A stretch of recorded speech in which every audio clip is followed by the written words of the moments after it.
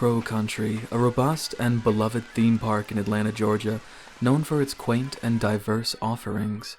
A theater, a haunted house, a haunted trail, an underwater-themed restaurant, a boat ride, an arcade, and even had plans for a future-themed edition, perfect for a family in the area to spend an afternoon and attract others several towns over. Eager patrons lined up one morning to enter the park like they're used to, but were met with closed doors.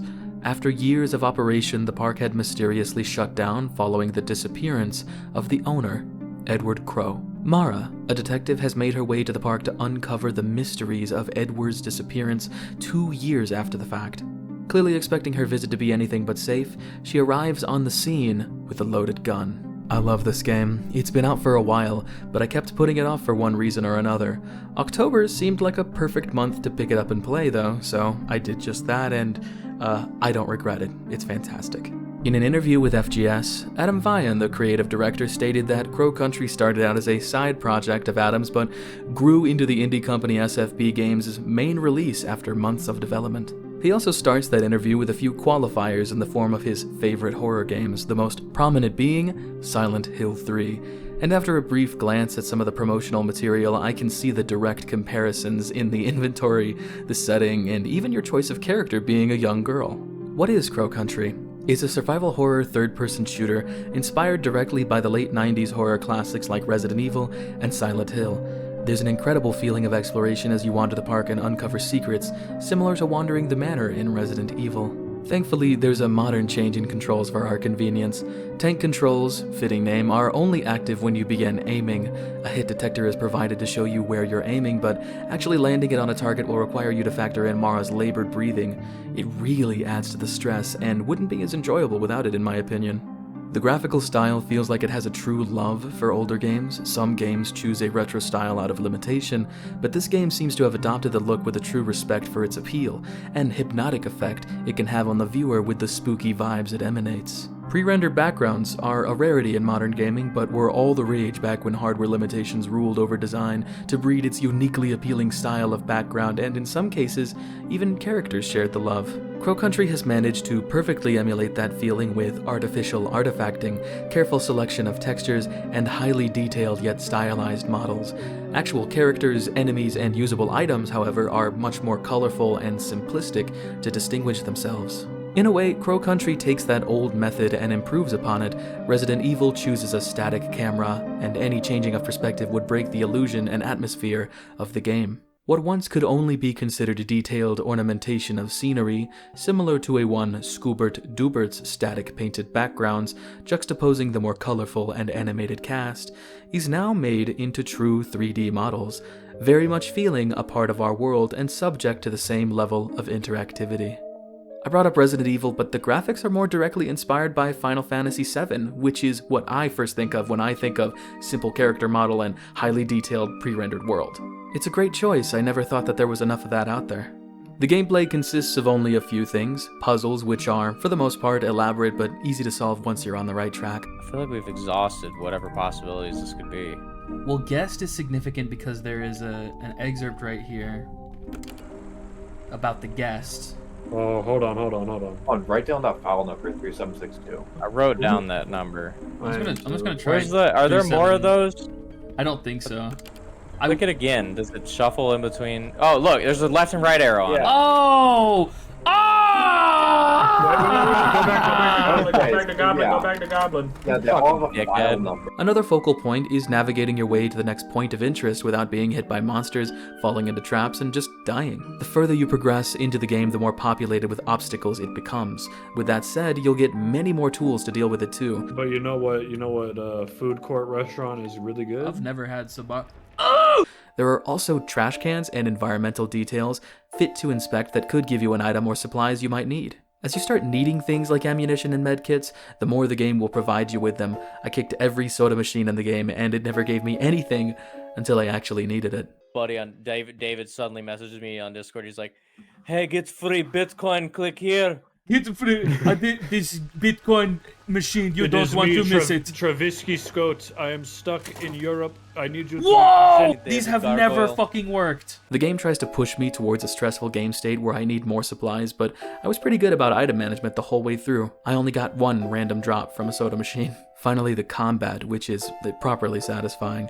There aren't many required encounters, but when you do fight, it should be stressful to get the right weapon out and aim properly. It helps me picture Mara's desperation in some moments. This developer also thoughtfully included an exploration mode for those that would be too stressed out or too bad of a shot to actually beat it.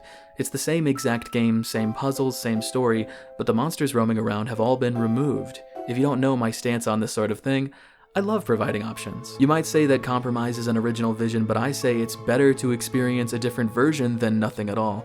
Some people can't or won't play this game otherwise. The chilling atmosphere and mystery is still there to appreciate anyway. Speaking of atmosphere, the story is pretty damn interesting to me.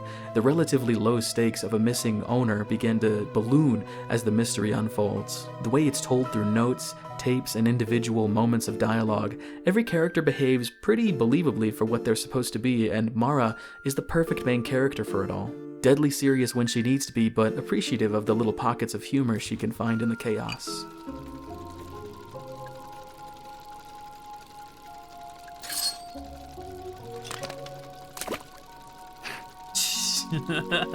Oh my god.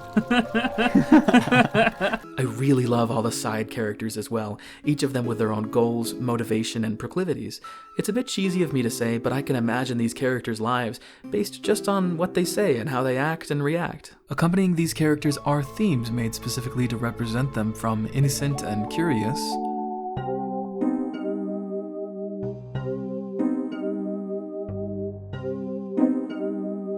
to something more serious and cautious.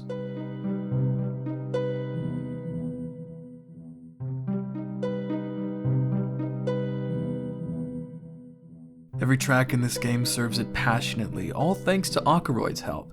If you're like me, you know him from his animations, apparently a great musician as well. The lead up to the final reveal is all very carefully planned. Not too much is ever given to the player that they could easily solve it without some thought, but the escalation of information you're given heightens near the end. They don't give you much time to dwell on it either. By the time you could have figured it out, they'll just give you the answer. I even predicted a certain reveal, but was uncertain until the moment it was made clear. I'm not going to spoil that obviously, but it's a beautiful and ridiculously fun game. There's also items and challenges available for replays. The focus of the game isn't replayability, it's telling an immersive and interactive story that pays homage to influential horror games, but there's a few treats for the inevitable superfans this game would create on completion. This game put a big goofy smile on my face almost the whole way through. It's just so damn good.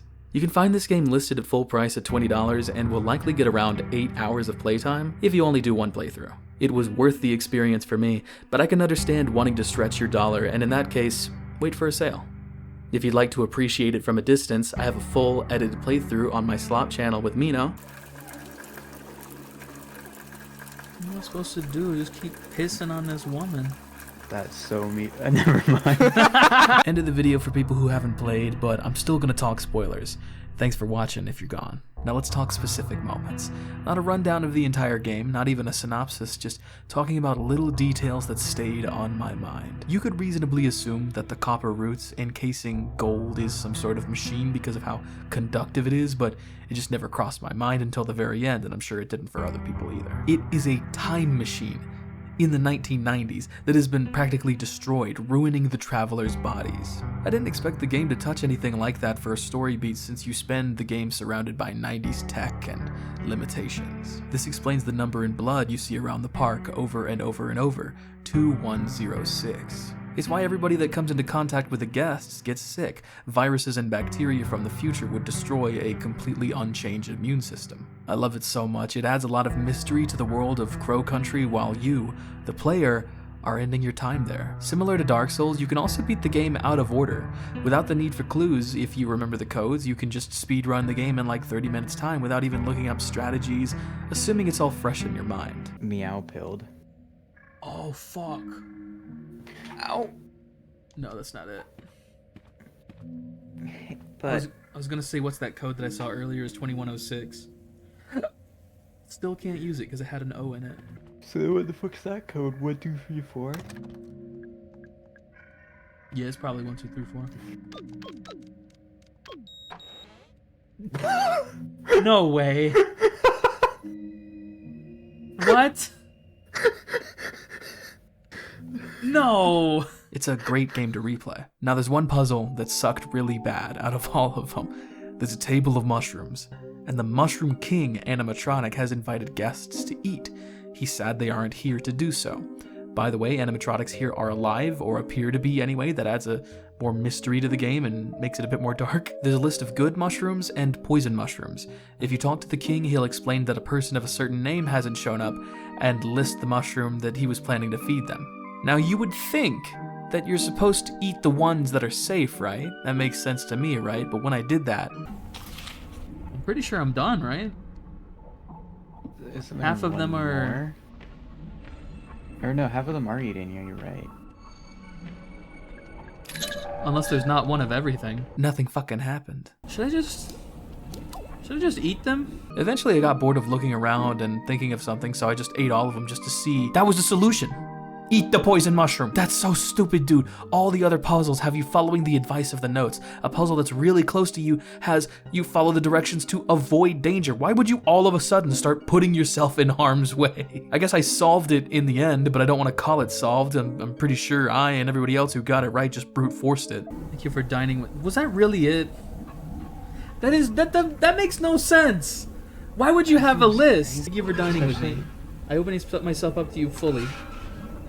Oh, mini mushroom, give me a wish! It's so bad, dude. Every other puzzle was easy once you understood the assignment, which isn't that challenging, but it's certainly fair. This just felt like bad design. Why even have a good mushroom and a bad mushroom list? It's like, it does not make any sense at all. Okay, moving on. I love this bit of characterization from James the cop. Just shoots the computer that you can solve with no clues, since it's just a pattern. He always talks about how he finds the place confusing. He's the player with no puzzle solving prowess, which is just funny and adorable. Last little detail I wanted to talk about, in Mr. Crow's secret underground room, there's a wall of 8 photos of all the people in the game, including Maya or Elaine, now that you're in spoilers. A line is drawn through them which appears to separate the dead from the living. While Mr. Crow was monitoring everybody in the facility, he was also considering who to provide the cure to, since he only made 5. His plan was clearly to provide it to those he knew that needed it, but there were 3 unexpected appearances that day.